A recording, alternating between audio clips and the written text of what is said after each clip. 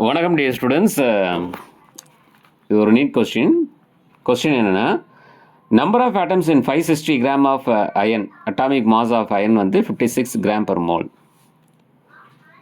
So உங்களுக்கு moles வேணும் அப்படின்னா gram divided by atomic mass. இப்போ கிராம் எவ்வளோன்னா 560 டிவைடட் பை அட்டாமிக் மாஸ் வந்து 56, உங்களுக்கு 10 மோல்ஸ் வருது. அயனுக்கு வந்து 10 moles. Twice that of 70 gram of nitrogen அப்படின்னா, நீங்கள் நைட்ரஜனுக்கு வந்து 70 டிவைடட் பை 14 அப்படின்னு போட்டிங்கன்னா 5 மோல்ஸ் வரும். அப்போ கரெக்டு தான்.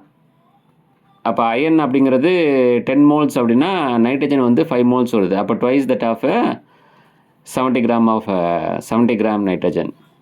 சரி, of that of 20 gram of hydrogen.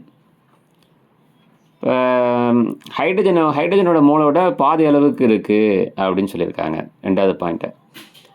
இப்போ ஹைட்ரஜனுக்கு வந்து பார்த்தீங்கன்னா 20 டிவைடட் பை 1, அதாவது gram divided by atomic mass. அப்போ ஆன்சர் 20. இப்போ ரெண்டுமே கரெக்டாக தான் இருக்குது. அப்போ ஹைட்ரஜனோட மோல்ஸ் வந்து 20 மோல்ஸு. அப்போ அதுலேருந்து பாதி இருக்குது, அதாவது number of moles of iron. அடுத்தது நைட்ரஜனுக்கு வந்து 10 மோல்ஸ் வருது, அதை விட ட்வைஸாக இருக்குது. இப்போ 10 மோல்ஸ் அப்படிங்கிறது 5 மோல்ஸோட ட்வைஸு, 20 மோல்ஸில் வந்து ஆஃப். இப்போ ரெண்டுமே கரெக்டாக இருக்குது. Twice that of 70 gram of nitrogen, of that of 20 gram of hydrogen. So both are correct answer அப்படிங்கிறது சரியான ஆன்சர்.